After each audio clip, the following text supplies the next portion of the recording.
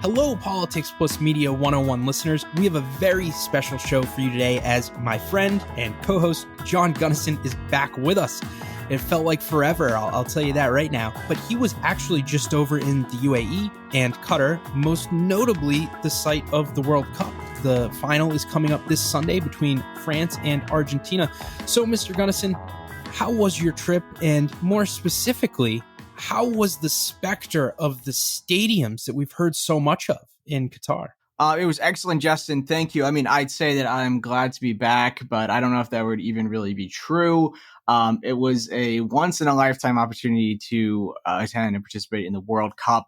This is a historic World Cup. It's controversial for a lot of reasons that we're going to get into, but it's also the first World Cup ever to be held in an Arabic-speaking country. 450 million people live in Arabic-speaking countries. It's a huge part of the world, and football is the number one sport in that part of the world. So having the opportunity to have a World Cup in the Arabic-speaking world is really significant. The first time that we've ever seen an event like this there. They host lots of things, but there's nothing like the World Cup. I also got to watch the United States, support the United States in the stadium at the only World Cup match that the United States are going to win between 2014 and 2026. So maybe we'll have to make sure that I'm in the stadium for all future World Cup matches for the USA because they seem to only win ones that I'm there. The stadiums are incredibly impressive. The one that I was at was Al Thumama Stadium, but the two flagship stadiums are Al Bayt, where today's semifinal was held, and Lusail, where the final is going to be on Sunday. And the magnificence of these stadiums is part of what we can talk about when we talk about the labor situation, because part of the reason why workers who worked on these stadiums don't always have all of the, labor rights protections that we expect in other parts of the world is because they're classified as low skilled, right? But when you look at the stadiums, you would have to have maybe a bit of difficulty claiming that they were built by people without skill because of how fantastic they are, right? And we really should give a lot of respect to the people who work so hard to make this real and to make it what it is. Yeah, they looked tremendous on the TV. So I guess we can get right into it. We'll start with the elephant in the room, and then we'll work our way back and get into some geopolitics and maybe even more cultural things. But Mr. Gunnison, a Human Rights Watch report came out in 2012 characterizing a lot of the migrant workers over there as South Asians, and specifically touched on what you just said, that the human rights conditions for these workers were atrocious. And actually, back in 2010, 2012, there were estimated to be 1 million people living in Qatar, and then another 1 million migrant workers actually came over to build these World Cup stadiums. And a portion of those workers were characterized by the United States State Department as being subjected to forced labor. So that would be another word for slavery. In addition to that, the domestic servants, there's some awful reports from, again, it's the Human Rights Watch. So it's this specific group. And then it's parroted and covered by Western media outlets as being these second-class citizens, not only domestic servants, but a lot of service workers. So the picture that is painted is this, in this culture of this very modern country, you have almost a bifurcated world where it is amazing to be on top. But if you're not one of the quote unquote land owning elites, you're treated as pretty terribly. Is the Western media, is groups like Human Rights Watch and the State Department making more of this than is reality? Can you kind of describe this, because you were just on the ground and you've lived in the region, I think, for 8 years? Yeah, that's absolutely right. So before I get into this topic, let me just say that, I lived in the Arab Gulf states for 8 years, and I lived in the United Arab Emirates, not Qatar. I have some family who live in Qatar. I've been to Qatar. This is my third visit to Qatar when I was just there now. So I do know Qatar pretty well, but I was living especially in the UAE, and the UAE is quite similar to Qatar on these issues that we're talking about. So the experiences that I had in the UAE in a lot of ways have informed my thinking about the labor situation in Qatar, because there are so many similarities between the way the labor system works in both countries. So let me first start by acknowledging kind of what you just said, which is that there's been so many criticisms of Qatar in the Western media, in Western political discourse. And do I think it's fair? Do I think it's overblown? So I think that a lot of the criticisms of Qatar and a lot of the characterizations of Qatar have been inaccurate, have been exaggerations, have been overblown, have been making something out of nothing, like on the alcohol issue, on a few other issues. But I think that the most important area of criticism and controversy is the labor topic. And that's what we're talking about now. I think that this is something that really deserves a lot of discussion. And I think that all the attention that the World Cup has brought to labor issues in Qatar, there's been a lot of benefit from that. And we have seen some reforms in the labor system. Certainly legally, in practice, it's a little bit harder to say, but certainly legally, there's been reforms in the Qatari labor system that have come as a consequence of this scrutiny. So it's really worth talking about, and it can lead to some changes for the better. Let me start by kind of laying out the land here, and you kind of alluded to this a little bit.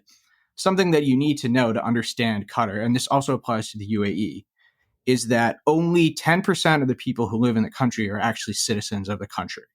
This is, I think, the first thing that people should know when they think about these countries and what it's like to visit, what it's like to live there, how society operates. That's kind of the first thing that you should know. So only 10% of the people who live there are citizens. In Qatar, there's about 3 million people living there. So about 300,000 people are Qatari nationals, right? And so of the remaining population, everyone is an expatriate, expat.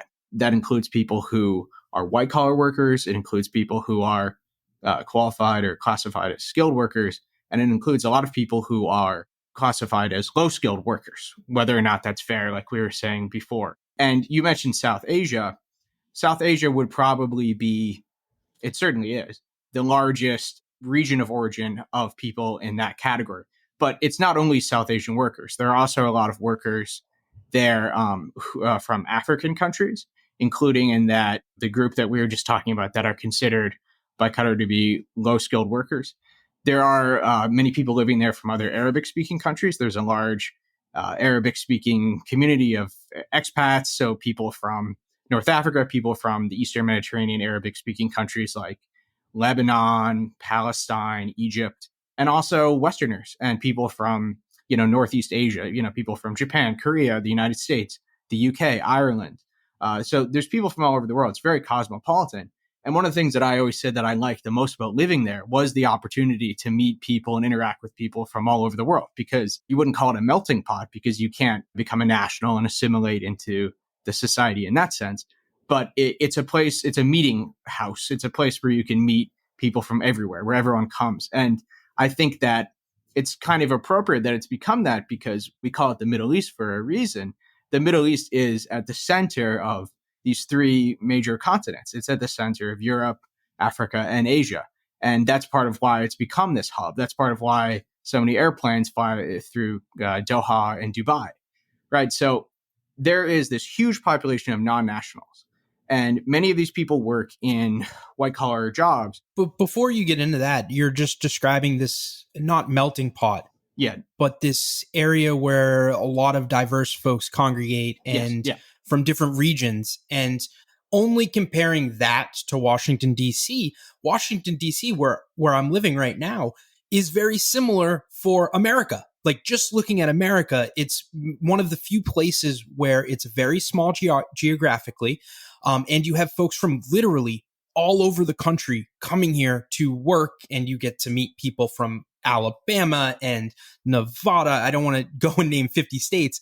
But it feels like what you're describing is some similarity of a transference almost of cultures and experiences, where you're watching the World Cup with a bunch of folks. I'm watching it here in Washington, D.C., and I turn to my right and it's somebody from Kansas and we're talking about the barbecue. Turn to my left and it's somebody from San Francisco and we're talking about the tech world.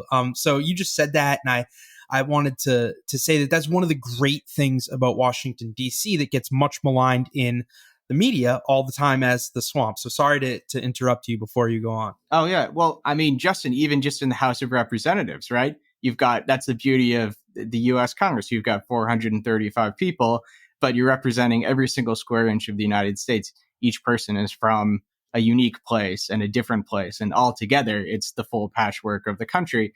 Um, you wouldn't necessarily say that that's exactly what you experience when you're over there, but it's such a cosmopolitan environment because you are interacting on a daily basis with people from Asia, Africa, Europe, and the Arab world. And that's part of why the English language has really become the major language of those countries. If you're in Qatar or the UAE, especially the UAE, and especially Dubai inside the UAE, but also Abu Dhabi, English is the language that you use to do everything because Business, I'm assuming. certainly, but you get in a taxi and your driver is from Pakistan or Bangladesh, and they will speak English, but not necessarily Arabic, other than Quran. You meet a security guard who's from Uganda or Kenya. English is their primary language. It's the lingua franca for everybody. And you sometimes hear stories where people learn Arabic and go over there and forget how to speak Arabic. The public sector would be the area where Arabic is still, quite prominently spoken. And I was working in the public sector in the UAE, so I heard Arabic a lot. But there's a lot of people go over there and never hear Arabic really spoken. So again, this is part of understanding what it's like to be there and how the society operates. That is fascinating. And English is obviously the language of choice in DC. It's just the accents are what differ. And to be honest, John, some people I can't understand, even though we're speaking the same language. But that is neither here nor there. Yeah. Well, I wanted to quickly get into you had alluded to these different I don't want to say classes, but these different categorizations. So you have the citizens, you have what it sounded like were high skilled workers, and then you had what is categorized, we're not saying this, but categorized as low skilled workers. So your construction workers, your service workers. So in the United States, legally, there's not much difference between how folks are categorized, except for citizen and non-citizen. How does that break down in Qatar specifically, John, from the high skilled workers to the low skilled workers? Yeah. So your station in life in these societies is determined by your job, and there is a lot of stratification depending on your job. And the job that you have often does track very closely, but not exactly with your country of origin. So that's an important thing to know when you think about how society works over there too, right? That's not an across the board rule. For example, we were talking about how so many people in that category of, low skilled workers, people who are construction workers, we might not consider them low skilled, but this is the way that they're considered in the country. I don't think we need to keep making that caveat. So no, but one more difference is here in America, you actually have politicians that exalt these quote unquote low skilled workers, right? We don't call them low skilled. We call them blue collar workers, the salt of the earth, people like my parents, for example. And you have politicians that, whether honest or not, try and take this type of background for their own persona. So it's different in that regard. Yeah. So there are many people in that category who are from South Asian countries. So we talk about South Asian countries. We're talking about India, Pakistan, Bangladesh, Nepal, and Sri Lanka. Those are the five. That's not to say that it maps that exactly. There are white collar workers there that are from India as well. Like you can go to a business meeting and meet somebody certainly from India or Pakistan. However, you will notice that generally nationality and career do match closely. And that adds a dynamic to this stratification that we're talking about, right? So local nationals generally work in public sector jobs that are quite high paying. And then expatriates from the Western world or from other Arabic speaking countries often work in white collar jobs that are, quite high paying. And then many people who come there from South Asia, Africa, Southeast Asia might be working in jobs that don't have as high of a status. So you end up with nationality and career position kind of tracking each other in a way. And that adds this other element to that kind of social stratification that we're talking about. Yeah. So I don't even know how to dance around that, but racism is very prevalent everywhere in European countries. From being over there and friends that have been over there, France, for example, Switzerland is another country where it's just abhorrent. We have our own problems here in the United States, which are very well documented. I'm sure all of our listeners know about these problems, and we're working to evolve as a society. But it's, there is a lot of diversity that is, in the white collar setting, and it's specifically it's not stratified by nation and ethnicity or nation and race. Um, Looking at this from a problematic perspective, does that create some type of even greater imbalance than just high paid person, low paid person? Is there also some type of prejudice that is outside of just the hotels you stay at that is propagated because it's so stratified by uh, class is so stratified by race and nationality? Yeah, I mean, kind of like I was saying, because there's such a correlation between the careers that people have and their country of origin, it adds another level of kind of stereotyping and association that comes in the social interactions and the social makeup of the society. And like I said, it's not universal because there are people in the business sector and white collar jobs that come from South Asian countries, that come from African countries, and there are people from Arabic speaking countries who work there, who work in restaurants and service jobs who aren't necessarily a part of the elite. But because of that correlation between nationality and career, you do end up, just like you said, with another level of stereotyping and assumptions. And it does affect the social dynamic in the society. I know you're not an anthropologist, but you've lived over there. You're very curious, and we talk about political issues. You and I talk about them probably 4 or 5 days a week, but twice a week on the show. How did this organizing of society happen? Was this on purpose? Was it a result of, certain bilateral relations between countries and visas that were set up? Or is this just mere coincidence that you have, certain skill levels of workers coming from certain areas? Well, I think what you're seeing really is the global labor market, right?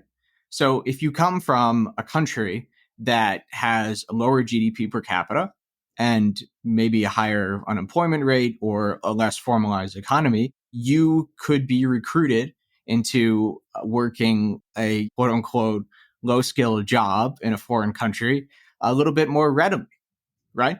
And if you come from a country that's wealthier, that has a higher GDP per capita, that has a more formal economy with higher salaries, if you're going to move abroad to work, you'll do so to take on a position that's similar or better than the one that you can get in your home country, right? So I think it's a global labor market at play. And so you've got supply and demand. When we're looking at issues that affect low skilled workers in the Arab Gulf states, there's a problem on both sides. There's the supply problem and the demand problem. And so the home countries of nationals that go to work in the UAE and Qatar, they have a little bit to answer for as well. A lot of the criticisms that have been leveled at the labor system focus on recruiters, the recruiting agencies that are located in these countries of origin, maybe an office in India or in Uganda or Kenya, that often mislead applicants, that put on these extortionate recruitment fees that the worker cannot pay back even after a full year of work. That's really how people end up in a really bad financial hole when they go to work in the Middle East a lot of the time because of those recruitment fees. So some of that is on, that supply side. But then on the demand side, Qatar, the UAE, other countries want to build these huge projects. They don't want to pay very much to employees, or little as they need to, in the global labor market. And so there's the demand, right? So it's kind of on both sides. But without both, you wouldn't have this situation. Yeah, and I think it's important to kind of just step back and understand kind of a better, bigger context there. So you had mentioned that since the start of the World Cup, the bid in 2010, the labor stratification began to get some serious media attention. And you and I were talking earlier, and a lot of folks that have written on this issue have never stepped foot in the country. Now, many have. So we're not, it's just a commentary that I'm providing here. And we're going to try and get a little bit deeper into what is going on. So you just mentioned one forced labor practice, which is this type of indebtedness that is done purposefully and misleading folks. You had also mentioned that the focus has, I don't know if you said reforms, but it's led to some positive moves and developments. So we understand that it's happening, that it's awful. What have been the results of this media attention, aside from a lot of people in the monarchy not being very happy? What do you mean about people in the monarchy not being happy? Well, I would assume that if folks in the monarchy are putting on the World Cup to show how grand their society is, some would argue, many would argue, sports wash their human rights records to kind of launder the reputation of the country through the largest sports event, that they wouldn't want most of the attention to be on the way that they have second-class citizens and these people are forced into labor and human rights issues for LGBTQ folks. They would rather want the coverage to be focused on a wonderful event and an opening and welcoming society that's trying to create this almost transnational hub for folks to enjoy the finer things of life. So I would assume that the State Department's notice, the Human Rights Watch, hundreds, maybe even thousands of news articles about labor abuses are probably not making folks in the monarchy too happy. That's not the PR that they would want for putting on an event like this. There's many stories, right, about the World Cup. The World Cup's the biggest event, and there's lots of stories to tell. And I think that both of the stories that you outlaid there are true stories and can be told and should be told. So on one hand, you do have a very successful, very well-run event that was an absolute pleasure to be part of, and the people involved in it should be very proud. And it was so exciting to have in the Arabic-speaking world. And, great sport on display, great narratives from the tournament. And on the other hand, yeah, you've got these serious issues, especially the issues around labor. Again, some of the other issues were kind of mountains out of molehills, but the labor issue being the most important, that does deserve that kind of scrutiny. And what was the result of the scrutiny? I mean, there has been at least some. So you've been talking a little bit about the State Department. The U.S. State Department have a very close relationship with Qatar. And Qatar could be considered the U.S.'s closest partner in the Arabic-speaking world at this point. You're kind of splitting hairs when you're looking at some, because we've got a number of close partners in that part of the world, as well as Israel and other Middle Eastern countries. Qatar work very closely with the United States. There's been a number of topics that we can get into where there's been a lot of cooperation. And the U.S. State Department have chosen engagement with Qatar on this issue. I'm not going to name any names, but I know people at the U.S. Embassy in Doha who were working on labor issues with the Qatari government. They found that there's not necessarily malicious intent on the side of Qatar when it comes to these labor issues.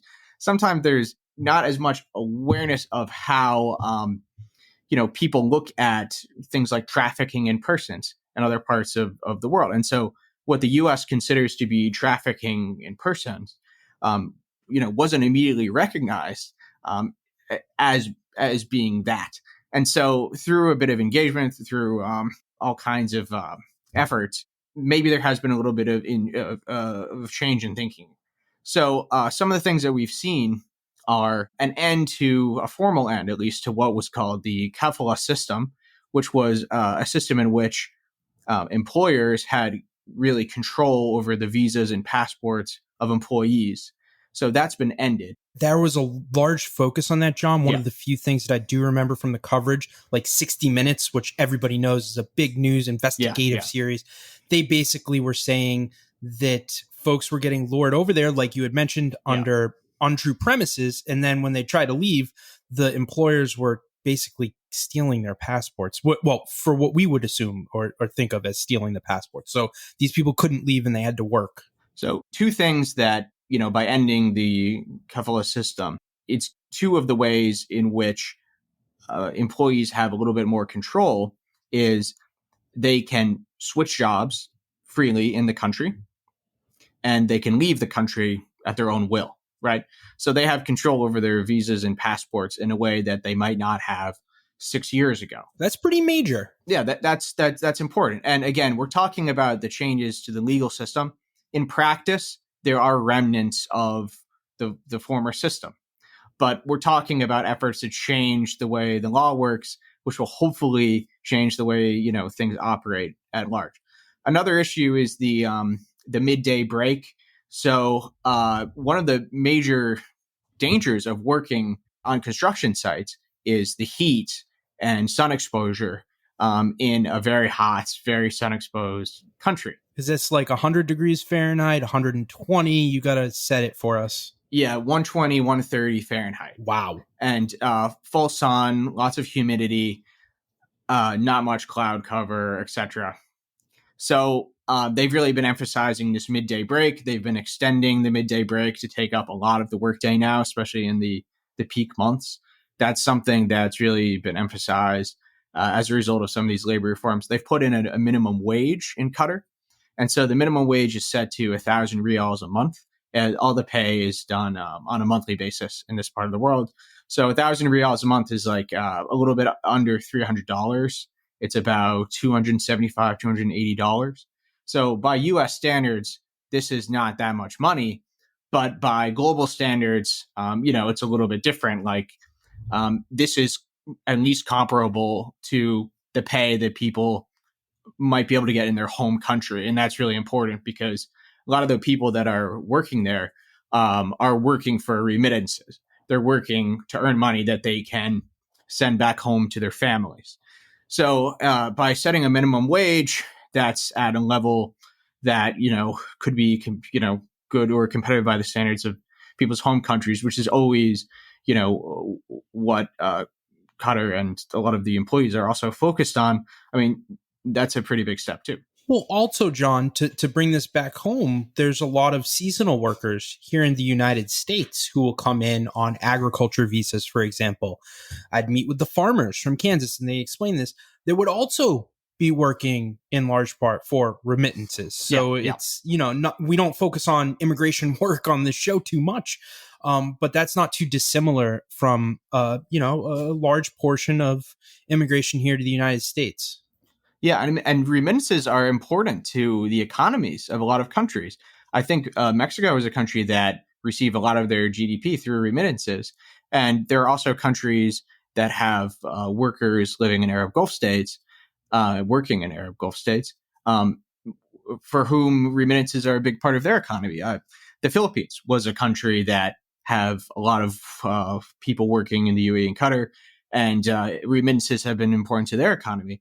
And, these South Asian countries that we're talking about, the five, especially India, Pakistan, Bangladesh, have huge, huge populations. So I can't really say how much remittances from the Arab Gulf states mean for their economy because these are enormous, enormous countries, but it's not nothing. I've got a sidetrack. You mentioned, I think it was the Khalifa. You mentioned as the first reform. You mentioned importantly breaks as the second reform, and then the third reform you mentioned was a minimum wage. These three things sound like very positive steps. Please continue with if there's more, or whether or not these things are actually being implemented. Yeah, those would be kind of the three things offhand that come to mind. And all important steps. And it's a little bit incremental, maybe. But if the goal is to have a strong, protected labor system, you start somewhere and you make improvements. And this has all kind of been done through scrutiny and also through engagement with the U.S. State Department and advocacy groups. So it's not about attack and sanction. It's about engage, educate, interact with and through diplomatic channels and through advocacy channels and seeing these kinds of changes. Again, I want to say that changes to the law do not necessarily always mean in practice that the old way of doing things has disappeared. There's certainly remnants of the kefla system and other things. There's people who are unpaid. they try to set up new funds for people who are unpaid, so to make sure that they get their pay. That's another kind of change that they've been trying to make. But the advocacy groups are asking for more, as they should, and hopefully we'll see more and more, because Qatar and the UAE are really high GDP per capita countries. Kefla system. I totally must have butchered that with whatever I said. No, you're fine. But yeah, these are really high GDP countries. John, I think it needs to be noted, right? Changing the law is the hardest thing to do. And in a lot of cases in the United States, for example, when there's a Supreme Court case that changes the law around gay marriage, something like that is typically pretty easy to implement here in the United States. But that law change came, I think it was 70% approval. So you have the overwhelming majority of the culture behind these changes. And I'm assuming that maybe that isn't the case with all of these changes, and that implementing the law, like you said, is just step one. There needs to be vigilance in implementing the law, and then a type of almost education that happens so that culturally people are actually behind this. Is that something that we're seeing in Qatar, or is that not something that's hopeful? Yeah, I mean, changing the law is not as difficult over there, because if the emir wants, that's true. if the emir wants to change the law, it can happen.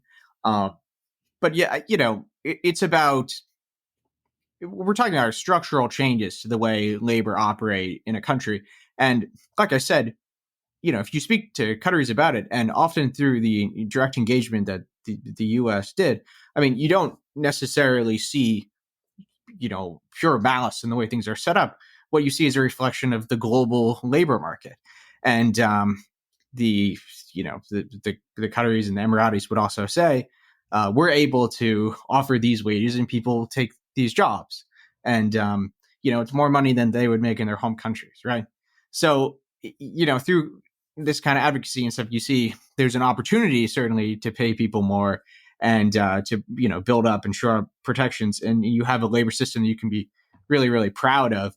That's something that we can work towards and pursue, and we're hopefully we're on that path. So I just wanted to wrap this up. Hopefully we're on this path. I agree. Is there any type of proof that we have seen that this was not just a PR move for when all of the cameras, literally a billion people, their eyes will be tuned to Qatar this Sunday, where they made these changes for the World Cup?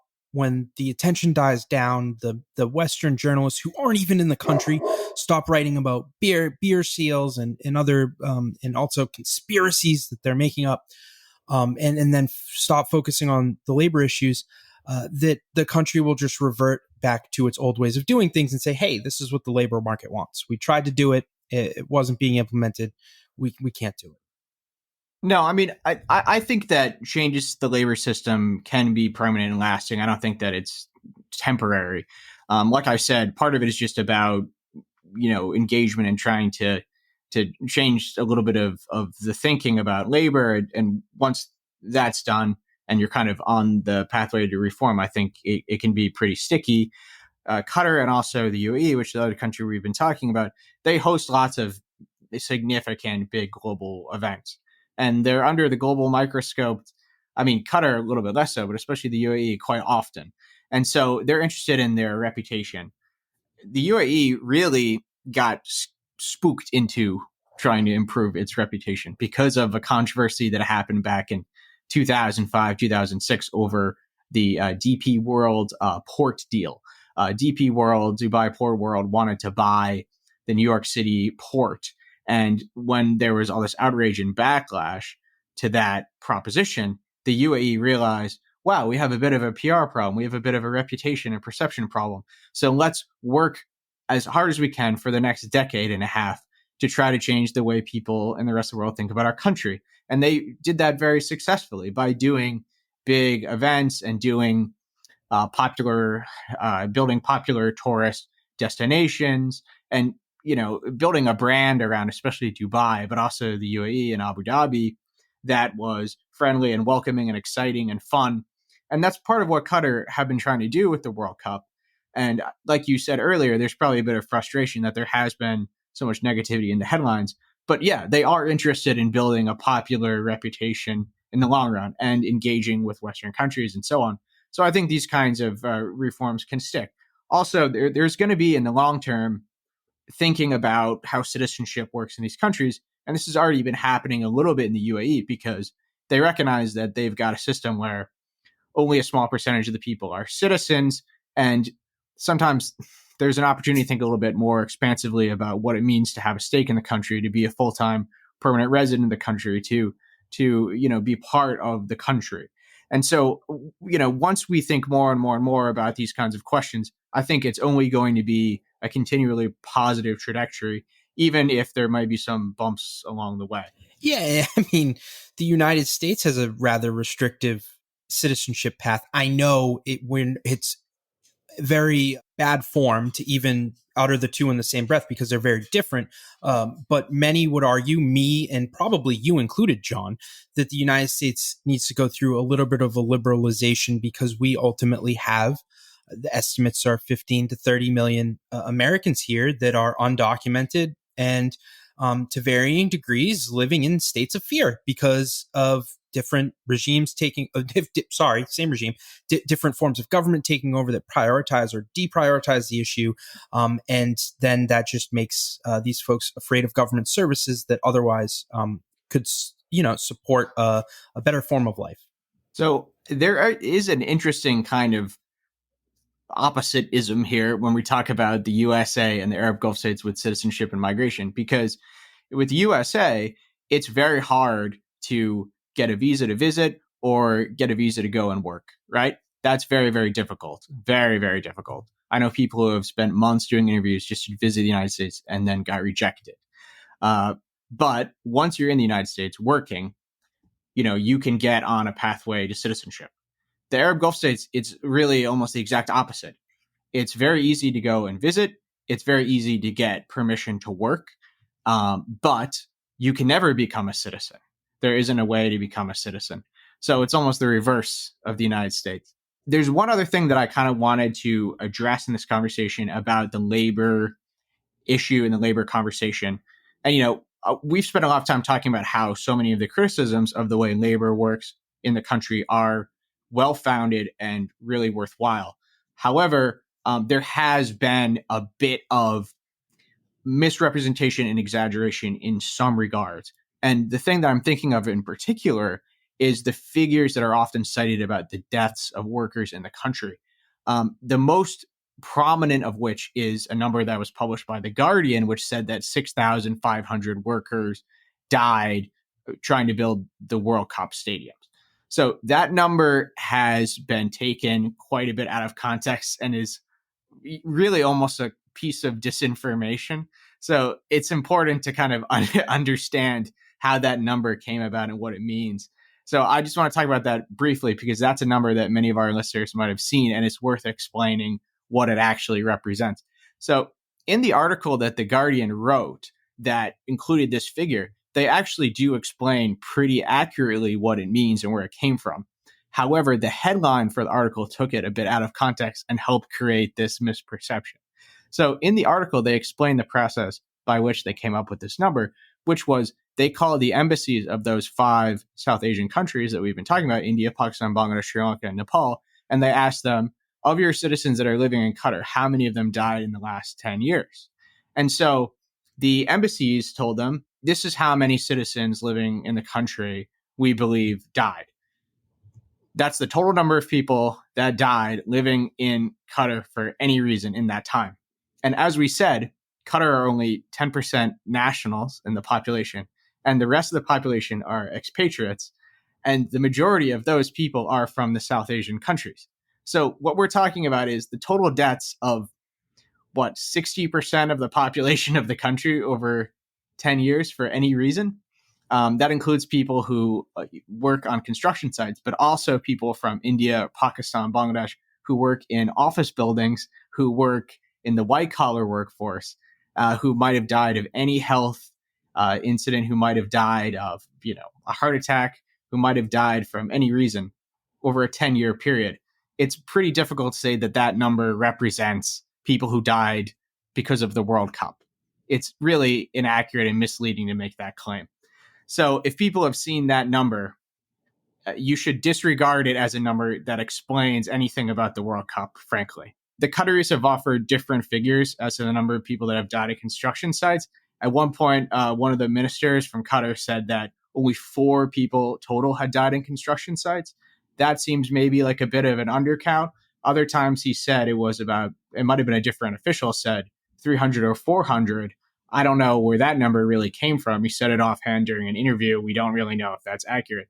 But as we think about people who worked who died, we shouldn't just think about people on the construction sites dying on a construction site. We can also think about, like we talked about, the health risk that comes from working in the sun, working in the heat, that might impact you sometime later in life, even after you return to your home country. So the conversation around people dying on construction sites, it's included a bit of misinformation, a bit of misunderstanding. I hope that anyone who's listening can keep that in mind if they see any of those figures in the future. Yeah, and I just wanted to say that I am in no way trying to compare the United States and Qatar to minimize any criticisms of Qatar. It's just that it's very easy to throw stones, especially sitting here in Washington, D.C., being somebody that has never been to the country. And, it's important to show that while I think that a lot of things are way worse off in Qatar than here in the United States and treated differently under the law, that we still have our fair share of things that we are working to improve on. And it's not difficult to think of things that they do much better than we do. Of And course. one of the first things that comes to mind is public safety. And this is something that, as I've been talking about going over there, you're gonna get on your gun spiel, aren't we? Yeah, absolutely. I mean, as I was going over there, some people were asking, oh, is it safer? And as someone who lived there for so long, it's almost crazy to hear anyone ask that question, because those of us that are familiar with Qatar and the UAE know that there's nowhere safer in the world. These are the safest cities in the entire world. They have no homicides ever. All year, you won't have one. There's also no homeless people anywhere in the country. And yes, many of the workers are living in accommodation that's not a place that you or I would want to live. That's not hotel quality accommodation. But there are no homeless people anywhere in the country, and that's significant. And in the United States, we have lots of problems with homelessness. We have lots of problems with public safety, homicides, and a lot of that is because of the availability of firearms for civilian, recreational, commercial use. And that's very unfortunate. We can learn a lot about public safety, I think, from these countries.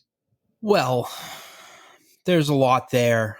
And we had a whole show with the former head psychiatrist of the United States government, the head basically of mental health for NIH. And we discussed in great depth the homelessness problem here in the United States. And, it is a grave travesty that you have, I don't know, maybe 1 million of the 330 million Americans are homeless or thereof.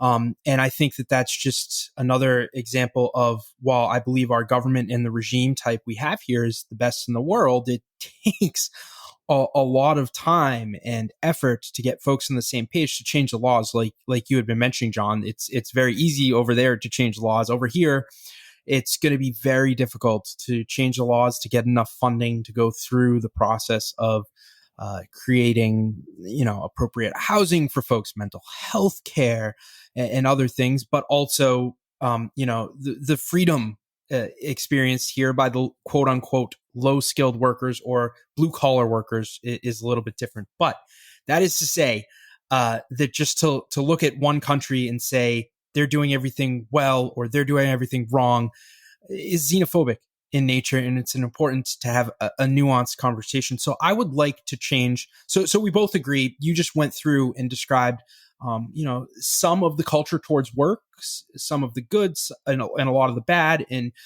some of the PR that has effectuated change, and through work with the State Department and United States soft power and global soft power. It seems like there have been 3 monumental changes that you have mentioned. But I want to also just switch now, John, if that's okay with you, to a little bit more of the global affairs nature of things. And specifically, I saw Germany getting criticized by Western media for inking a massive, I think it was natural gas deal with Qatar, which is insane to me because of the war in Ukraine, Russia war of aggression, and they're trying to basically freeze Europe to death as a tool to coerce Europe to get away from supporting Ukraine. So you would think that a nation stepping up and saying, hey, buy energy from us would be ultimately lauded, understanding that all nations aren't republics and we all have different value systems. So, can you get into maybe Qatar's ability to export natural gas, a little bit about the deal and how important this could be for the democratic Western world to have countries willing to step up and provide energy in a time of crisis? Well, I can't talk in too much depth about the particularities of that deal. I'm just not, well read up on the particularities. And also, I don't want to talk too much about how the logistics of LNG export work because it's not my area. But what I will say is that we've talked about how Qatar is a really wealthy country. Qatar have the fourth highest GDP of any country in the world. It's something like $113,000, and that's largely because they have the world's largest reserves of natural gas. They have 10%, I think, is the estimate of the entire world's natural gas. And again, this is a country with only 300,000 citizens, and they've got 10% of the entire world's natural gas reserves. Part of Qatar's geopolitical position is because they actually share the North Field oil, I think it's called the North Gas Field, with Iran. And so that has definitely informed the way that they've had to approach the relationship with Iran, which is viewed by other Arab Gulf states as being too friendly. Part of why there's been a rivalry between the other Gulf states and Qatar. They've accused Qatar of being close to Iran. Part of that is because they do share the North Field with Iran. But just like you've said, Europe have needed LNG because they've been relying on Russia for gas to some extent. And it's, really significant that there are these close Western relations with Qatar and with the kind of more petroleum focused exporters, Saudi Arabia and the UAE and Kuwait, helping to step up and fill that need. So yeah, it's very significant. And it's also interesting that, there's been this corruption scandal that's focused on Qatar and the EU right now as well. And so between the World Cup, the gas deal, and the corruption scandal, we're seeing more eyes on Qatar than there maybe have been in their entire history since 1971 combined. I want to just focus a little bit on energy before going to the corruption scandal, because we even alluded to the way to influence people using the UAE as a model, as opposed to what is happening with Qatar. And I think UAE has plenty of bribery scandals in their history. But Mr. Gunnison, in a world where climate change is increasingly of focus and the United States is trying to pivot away from, for example, the Middle East and pivot towards Southeast Asia as a focus, why is it important for countries like the United States, which you have mentioned has formed a close relationship with Qatar through putting in sweat equity as opposed to the carrot and the stick? Why does it matter to Americans what a country with 300,000 citizens will do for the next 20 years as we're beginning to pivot away from that particular region? Is energy going to play a massive role, or are there other things too?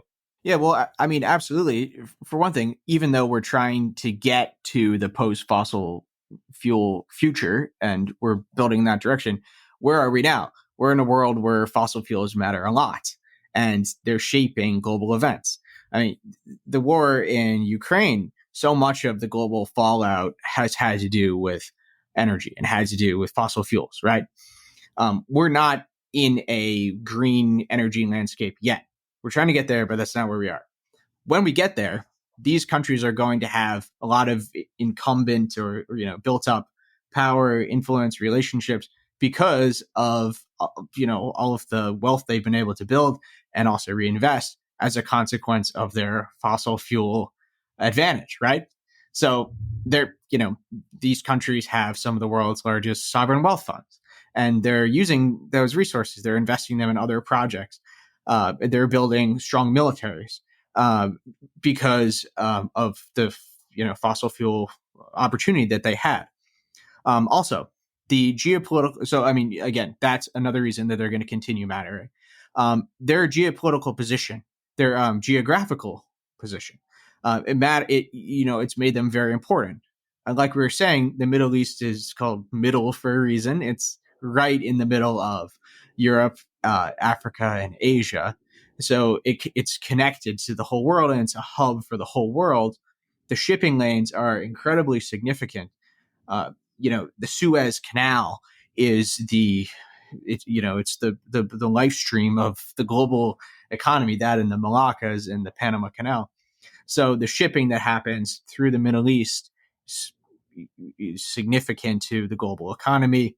That's also true of the Straits of Hormuz, especially in our fossil fuel era. But even afterwards, it's in a really important shipping lane for major countries. The incumbent relationships that they've built up with all these other countries really matter a lot too. I mean, we're seeing right now how Saudi Arabia, the UAE, Qatar are big players in some African countries like Sudan and in the Horn of Africa, meaning Somalia, Ethiopia, and also in Libya. They're projecting power all over the world. And the U.S. Economic relationship is important bilaterally too. Our civil aviation industry, because of the big airports and airlines in that part of the world, it's the biggest industry in the United States in net exports.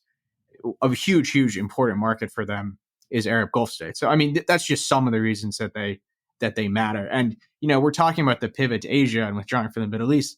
And a lot of people think that this is, happening. And even some of the actual stakeholders think it's happening because people keep on talking about it and it's built up this perception. But if you really look at it, we've barely really withdrawn from the Middle East. We still have huge force presence, which is largely in the Arab Gulf states, in Qatar, in Al Udeid Air Base, where our largest military base in the Middle East is, but also, in the Arabian Gulf or Persian Gulf, as you might call it, aircraft carriers going through. Yeah, and it's our over the horizon, quote unquote, capacity, which is the ability to, fight back threats and terrorists without having a massive, robust footprint in, for example, Afghanistan. Yeah, I mean, a lot of it is focused on Iran as well, because Iran is a security threat to many of its neighbors, and the U.S. still have a large force presence in that area. With that in mind, we also still use a lot of our diplomatic energy engaging with these countries. So even though we talk a lot about the pivot to Asia, there's still so much focus on this region. Yeah, and John, we've been discussing it since President Obama's second term campaign. So we've been discussing it for over a decade now. And little now, good for President Obama withdrawing from Afghanistan, although it was I think Biden horrible. So what did I say? You said Obama. I meant Biden, and I did the last thing on. And folks, if you want to learn about headlines and news outlets that we were just discussing about the 6,500 deaths, our previous episode with Parker Malloy gets into that, and I called CBS CNN. So something's going on with my brain here, but neither here nor there, Mr. Gunnison. Now let's go to the bribery scandal. And I remember the first time that I ever really focused on Qatar. Now, obviously, learned about them at school and liberal arts college, on U.S. foreign policy in the Middle East and stuff like that. But my first practical world experience was congressional offices used to be able to have a budget limit of $25 that they could get as a gift, the member of Congress. This was back in 2015, I think. And we received a $250 crystal paperweight from Qatar. And it infuriated the congressman from Kansas. He was so mad. He goes, throw this bleep out. And the chief of staff's like, no, we have to report this to the ethics committee. And we have to go through the process of logging this gift and giving it back. So that is to say, I think that the public relations arm, at least 7 or 8 years ago, was not really up to snuff. They were sending out gifts in goodwill and actually just pissing off members, thinking that there was some bribery scandal here.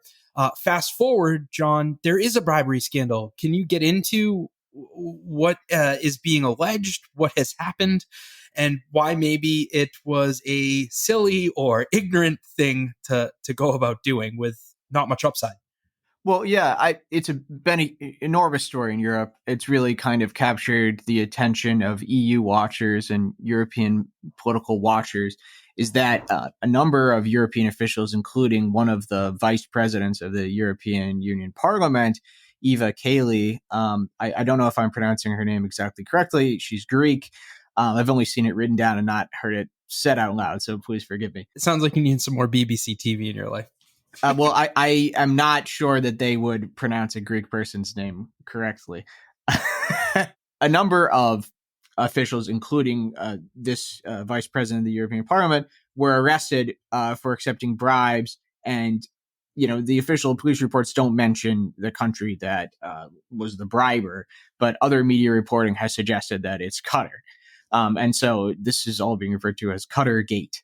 And they found, I think, 600,000 euros in cash that were collected at the homes of these officials. And the timing of this is so remarkable because of all the scrutiny that Qatar have been under as they're hosting the World Cup.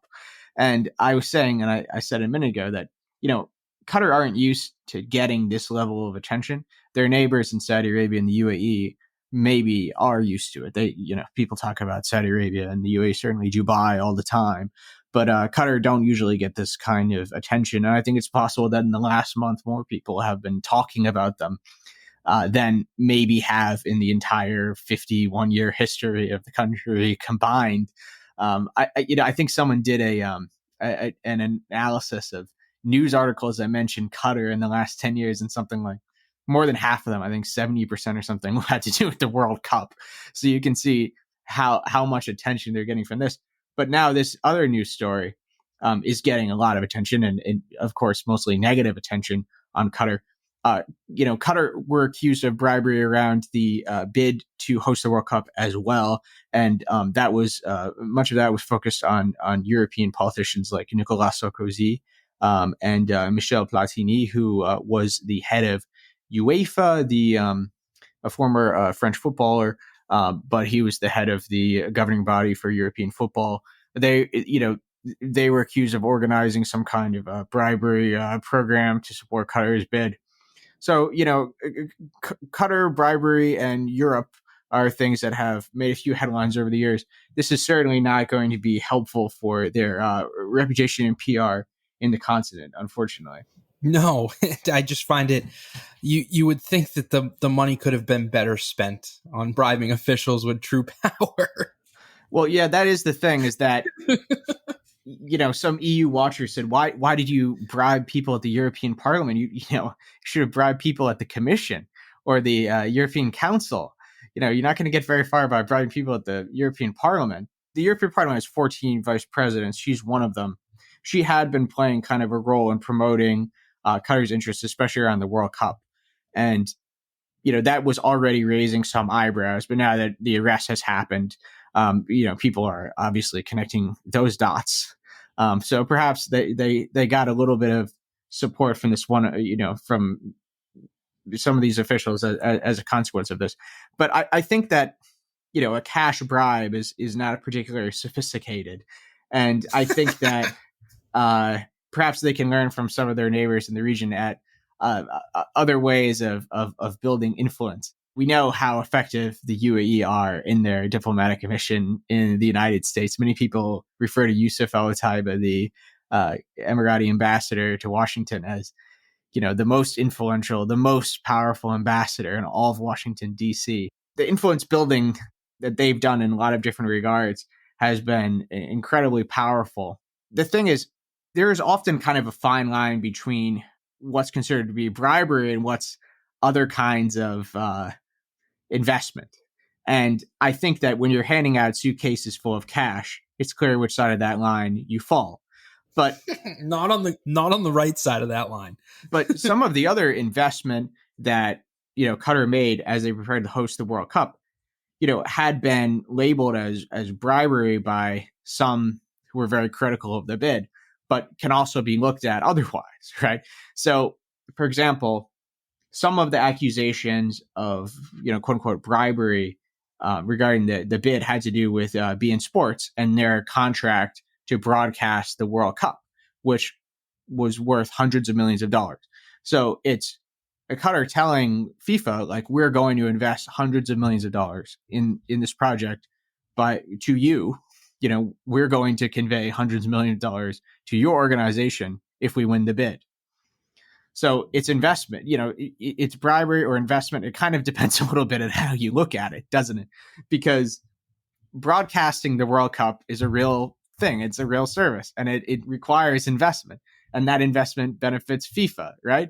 But it's not a suitcase full of cash. It's them putting this world-class broadcast on television, not just in the Middle East, but in other regions of the world. The footballing academies are one of the ways in which Qatar invests in the game legitimately, right? Because they've got this program, Aspire Academy, where they try to identify, recruit, and train talents in developing countries, people who could be great footballers, right? And so this is a legitimate and, in many ways, really beneficial way to invest in the game.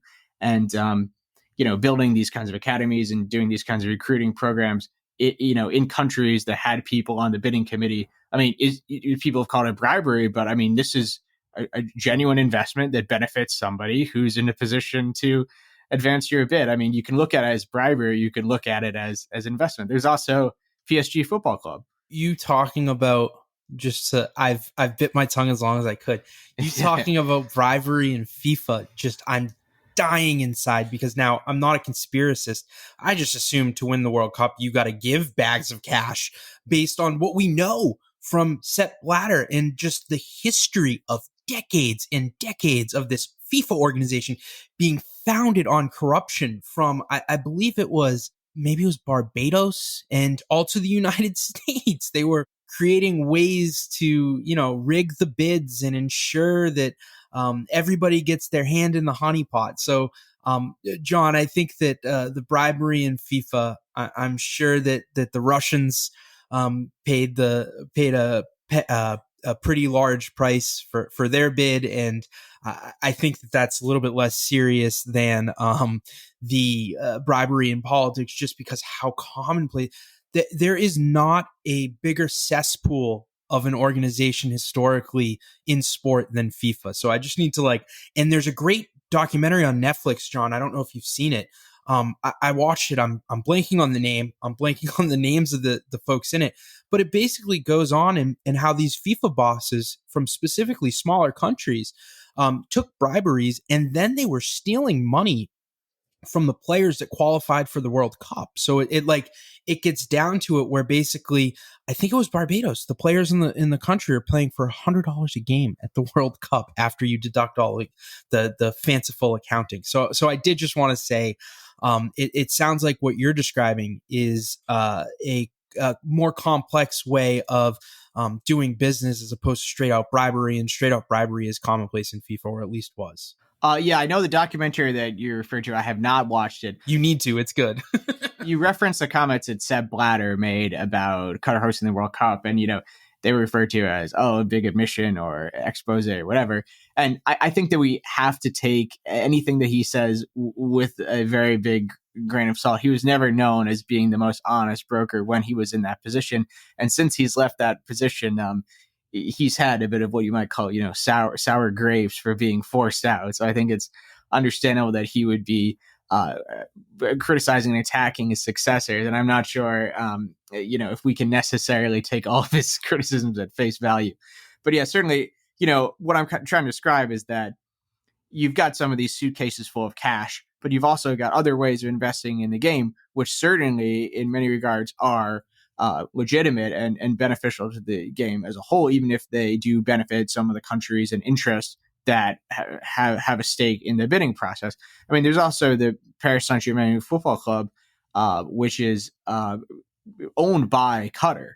and has received hundreds and hundreds of millions of billions of dollars of investment from the Qatari investment funds, and it's become kind of one of the giants of football. Qatar aren't the only country though that are doing exactly this, right? I mean, the UAE, where I used to live, they own Manchester City Football Club. It's owned by Abu Dhabi. It's the club that have been dominating the English league for the last 10 years. Saudi Arabia are part of a group that now owns Newcastle United. And they're now starting to be much more competitive this year. They've been having a good season so far. And the CCP government are part owners of the NBA. I say that tongue I think is an exaggeration.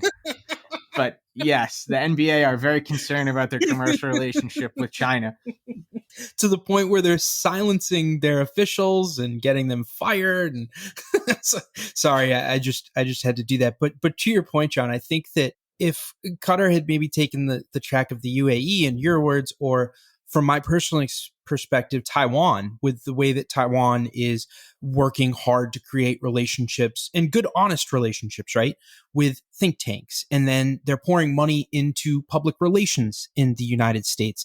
And they're seeding the elite perception of their country through very targeted public relations endeavors, even, I won't say lobbying, but education campaigns, John. So when I was a Hill staffer, I was making, I think, $42,000, $42,500 a year. Taiwan invited me as one of 10 staffers over to their country, and it's called a co-delegation trip, which is legal for these folks to pay for us to go over there for a week. It's all done through the State Department above board. Now I'm making $42,000 a year. They spent $10,000 on round trip tickets that were first class. They put us up in the nicest hotel. We were eating 5, 7, 9, etc. course meals the whole time there. We're experiencing everything we want. It's truly an amazing trip, especially when you think that many of these staffers are from working class, blue collar, quote unquote, low skilled labor families. And they're spending basically the equivalent of our salary on a week long vacation. That's another way that you can influence people that are controlling or will control United States policy for years to come. So that is just to say that there are many more effective ways that aren't bribery to do this. And I think that, just to pivot it back to our previous conversation, the labor issues were serious and are serious and do deserve and warrant coverage. But as a result of that being the narrative, and then not having this sophisticated public relations machine and education machine going on at the same time, you have a vacuum in the narrative, so that reporters only hear about the human rights stuff, and then they begin to focus on other ridiculous things. Ridiculous things like you had mentioned, John. One of the stories for at least a day about the World Cup in the United States was that all of a sudden there's this grave human rights injustice that beer is not going to be sold in the stadium. And the framing was done in a way that was divorce of context. You and I were talking about it, and I'm like, John, this is disgusting. You can't get a beer at the stadium. And you're like, Justin, dude, there's European stadiums they don't sell beer at. It's a safety concern. And there were other issues that United States political reporters were insinuating that there might have been some type of foul play in the very sad and tragic death of Grant Wall, the reporter who died at 48 from an embolism, maybe.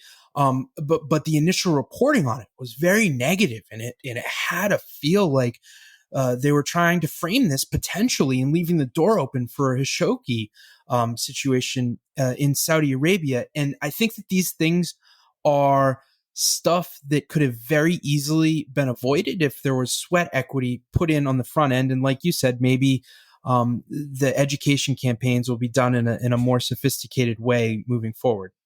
Yeah, I mean, I've got a lot to say about all of the things that you just mentioned. I mean, the way that some media reacted to the tragic death of this American journalist, Graham Wall, in Qatar, the way that some members of the media reacted to this, it was absolutely disgrace. And the people who were making insinuations that he had been murdered or assassinated on no basis should be ashamed of themselves. They really should. It's some of the worst behavior that I've ever seen from media. And I really hope that the people who are hyping that up and building that up based on absolutely nothing are ashamed and feel quite a bit of guilt for doing that. It's incredibly irresponsible. You're not lumping in his brother, because we both know that his brother had said he's not sure if it's all clean and above board, but that is somebody who loves his brother to death, who just found out this awful information and is grieving. You're talking about the reporters who went on Twitter, who have, Yes. a million followers, who have TV shows even, that were just making wild allegations or insinuations, more accurately. His brother, who you mentioned, his name is Eric. He, in recent days, has been very explicit and clear in trying to help correct the narrative around this incident, which has been very helpful. I'm not referring to him at all. He said very clearly in the last couple of days, there is no foul play involved. It's completely resolved. We have the exact cause of death and so on. I'm referring not to him. I'm referring to people who are associated with significant publications in the United States who were putting out this kind of speculation based on nothing. And I really want to commend the New York Times for not doing that. And even immediately after the story broke, putting out an article that had the context that people needed to understand that this gentleman who tragically lost his life had been speaking about his health issues immediately before the incident and so on. The beer thing, we don't have to talk about too much, but just like you said, there was a lot of news stories about how, because of Sharia law or whatever, alcohol was banned, and no beer in stadiums was a thing that got this story running. But so many observers were getting the idea that alcohol is not allowed in Qatar, and that's not true. Alcohol is legal in Qatar. I've drank alcohol in Qatar. Their alcohol was served at the fan zones at the World Cup. I went to one of the fan zones and they had 30 booths selling beer all in a row. I didn't even have to wait. I just went up. I buy 4 beers at a time. At the hotels in Qatar, you can drink beer.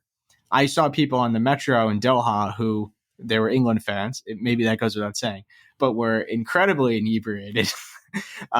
It's definitely possible to get alcohol in Qatar, but they didn't serve any in the stadium, just the way that they don't at college football games in the U.S. or at plenty of football league matches in Europe. But back to this point about the PR problem. Qatar do codels, just like you were saying with Taiwan. They're doing that. The scale that Taiwan does the codels on, though, is ridiculous. Like, almost everybody on the hill goes to one. Yeah, I mean, I can't speak exactly to the scale of the codel in Qatar, but I know that they're involved in that kind of engagement. But what I will say is that I've noticed what I think is kind of a bit of a double standard in how the media talk about Qatar and the UAE. And, I say this as someone who has a lot of love for the UAE, who lived there for 8 years, who was just there last week, because I went to the UAE as well as Qatar on my recent visit. But I think it can be a little bit frustrating when a lot of the issues that have been under the microscope around the World Cup, labor issues, all of these are exactly the same in the UAE, but the UAE don't really get that kind of scrutiny as regularly. And the UAE hosts a lot of major events. I mean, I did a little Twitter thread right before I went about all the events that I attended in the UAE. And it's, major stuff. It's like the Formula One Grand Prix. It's the tennis Mubadala Tennis Championship, where the top tennis players go, like Djokovic and Andy Murray and everything. It's the major golf tournaments. The Race to Dubai every year is the big event on the European tour. It's also the productions of tons of major movies like Mission Impossible and Star Wars and Fast and the Furious and Star Trek and Dune. All of this is happening in the UAE all the time. There was the Dubai Expo last year. And this kind of scrutiny that's gone on labor issues in Qatar because of the World Cup, I haven't always seen these same conversations being built around these events that the UAE hosts all the time, even though everything that we've been saying about labor issues in Qatar very much apply in almost exactly the same way to the UAE. So I think that part of why there is a little bit of frustration among Qatar and people who care about Qatar and love Qatar is this kind of sense of double standard in the way that Qatar and the UAE are thought about and covered by the international media. Part of it is the really successful kind of brand building that the UAE have been conducting ever since that outrage over the DP World port deal. And I think that it's especially frustrating for Qatar and kind of Qatari partisans because of recent political events where the UAE and Qatar were very much at odds. I don't know how many people are familiar with this, but in the year 2017, the UAE led a group of Arabic speaking countries to blockade Qatar. The coalition that went about this included Saudi Arabia, crucially, but also Bahrain and Egypt. And so these countries cut off all relations with Qatar, but they also closed their borders and tried to make it impossible for people to, fly in from their countries, but also, move food and other goods into the country. And I think that perhaps they believe that this would take down the emir or bring about, enormous changes to Qatar's foreign policy and other policy. And for 3 years, they were in this state of blockade. So if anything was really drawing into question Qatar's ability to host the World Cup, it was probably this. And Qatar's national identity and national kind of sentiment was almost born out of this experience. Qatar is a very young country. It's only been around since 1971. But this was a nation building experience to go under. It was this great national trauma, but also national rallying point. And if you go to the National Museum in Qatar, you see how there's an entire exhibit that's built just about the blockade. But also, if you look at the historical documents and the historical labels and stuff from the 19th and 18th centuries that they've put in before Qatar was even a country, but things that happened on the Qatari Peninsula, they're talking about acts of aggression against the Qatari Peninsula from the sheikhs of Abu Dhabi and Bahrain and the first Saudi state. And they're talking about this narrative of being besieged by other groups in the Arab Gulf region. And so you can see how their sense of national identity is being built out of this experience of basically being attacked by the UAE, Bahrain, Saudi Arabia. And so with that in mind, it's probably particularly frustrating to notice the kind of double standard in the way that Qatar and the UAE are being talked about in regards to some of the common issues. Yeah, John. And I think it's really important to kind of get into a U.S. ally that many people, myself included, don't really have a great grasp or understanding of, and especially to get past the public relations maybe debacle or influence that the media in the West has really been a party to, and to get your experiences on the ground, your experiences living next door for a while, for 8 years, having family that live in this country, to tell us the good and the bad. Now, before we go, I think it's important to note that World Cup darling Morocco lost to France today. So the final for Sunday is set. It's going to be Messi versus Mbappe, I think is how you say it. It's two giants of the soccer world. One maybe that is, towards the tail end of his career and said this is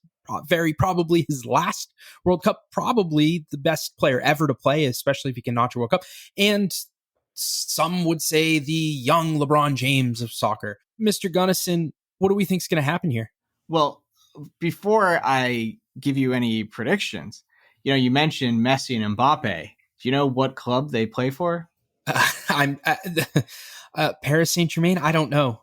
Yep, they both play for PSG, the team that's owned by Qatar. Yeah. So it's appropriate for the Qatar World Cup to end with a matchup between Messi and Mbappe. Of course, if Brazil had made it and Neymar was in the final, you would also have another player that's owned by PSG, and crucially, the player that they bought for $250 million during the blockade, which was a big signal to the world that they were going to try to withstand the blockade. But you also mentioned Morocco. I just want to give a little bit of experience from being on the ground there during the World Cup. Morocco were the team that had the most support of any country, and I was noticing this in the group stage before we even knew how far Morocco were going to go in the tournament. Back when there were as much of a question mark as anything, I saw so many fans supporting Morocco, shirts, flags. They were the ones that had the biggest presence there. And it was remarkable to see them go as far as they did. But I think that support that they were getting in the stadiums and from the crowds in Qatar, probably spurred them onwards. They were also kind of a cause célèbre for the Arabic-speaking world. And, for a World Cup being hosted in the Arabic-speaking world, it was so exciting to see an Arabic-speaking country go as far as they did. Argentina against France is an interesting matchup because these are two countries. Oh, go ahead. Before you do that, I think that sport is one of the few things in the world that can bring together cultures and nations and ethnicities that may have not seen eye to eye for tens of years, hundreds of years, thousands of years, who knows, because we're all arbitrarily rooting for the same underdog. And we've seen it bring countries together. Back in 2005, when Ivory Coast ultimately qualified for the World Cup, many would point to that as quelling a potential uprising of civil war and strife in the country. We see it every March in America with March Madness, which is the college basketball tournament where the spunky upstart underdog can take down the blue-blooded Duke, for example. And you get the whole nation, Alabama to Boston, conservative to liberal, religious to atheist, all, rooting for the same team. And I just wanted to really highlight that, John, because I know that you've been getting more into baseball. I know that you're a big basketball and soccer fan. I played baseball in college. Sport is near and dear to my heart. We will have more episodes on the importance of sport to culture, to society as a soft power. But I think maybe the World Cup is the biggest example of the positive power that sport can play in our world. Yeah, I mean, absolutely. It's the biggest event probably of any kind in the world. It's only happens every 4 years, so it's about as exciting as it gets. At its best, sport can be a safe and peaceful outlet for national competition, right? Rather than fighting on the battlefield, you fight on the football pitch. And you see these interesting matchups that have all of these geopolitical overtones, but hopefully the match is being played and conducted in this kind of safe, positive environment where those kinds of national rivalries can have that healthy outlet. And we saw that a little bit in the match today between Morocco and France, because for the first few decades of the 20th century, France turned Morocco into a French protectorate. They kind of were the colonial overlord of Morocco. And that's why even today, so many people in Morocco speak French, and also why so many people on the Morocco national team are actually people from France, because when you have a colonial relationship, you often have a migration relationship, a diaspora relationship. And many French footballers who are born in France, who are French passport holders, are choosing to play for the national team that their grandparents or parents came from. So you've got, on the Moroccan team, of the 26 players, 14 of them were actually born outside of Morocco and born in Europe, countries like Spain or France or the Netherlands, but they're choosing to play for the Moroccan national team. So you've got all these interesting dynamics and conversations about colonialism and national identity and migration and immigration. And whether you identify with your country of birth and citizenship, or whether you identify with the country that your grandparents came from, and all of this is overlaid on the sport. And Pan-Arabism, which we were talking about, and is it an Arabic-speaking country? Is it an Arabic country? All of this stuff. Real quick, because we're pulling up on the hour and a half now. Can you give us a very quick prediction for what to look for and who's going to win? Will Messi get his first and so prized World Cup? I think it's kind of a cool matchup because it's two countries that each have exactly 2 World Cup wins. In the case of Argentina, they won in 78 and 86. And then for France, they won, of course, in 1998, but also in 2018, the most recent one. If they do win, they'll be the first team to defend their title since 1962 when Brazil did it. So it's two countries that each have 2 World Cups, that one of them will now have 3, and France trying to be the first to repeat. I'm supporting France, allez les bleus, as they say, but I'm not really sure that they can pull it off, because I've been noticing a bit of dodginess at the back. I've been seeing how they seem to just be relying on these gutsy last second plays to stop the ball from going in the net, and how close it keeps getting in the England game and in the Morocco game today. I mean, there were so many close calls, and it makes me a little nervous. It's like their whole defense is hanging by a hair on a cliff's edge. So it makes me think that maybe Argentina have the edge. They just looked a little bit more solid in the last couple games, but I'm hoping that France will do it. I know most people will be supporting Argentina, probably because of Messi. But for me, I'm hoping the French can pull off a repeat. But I'm not sure they can do it. I'd probably give the odds to Argentina, but a strong chance for France.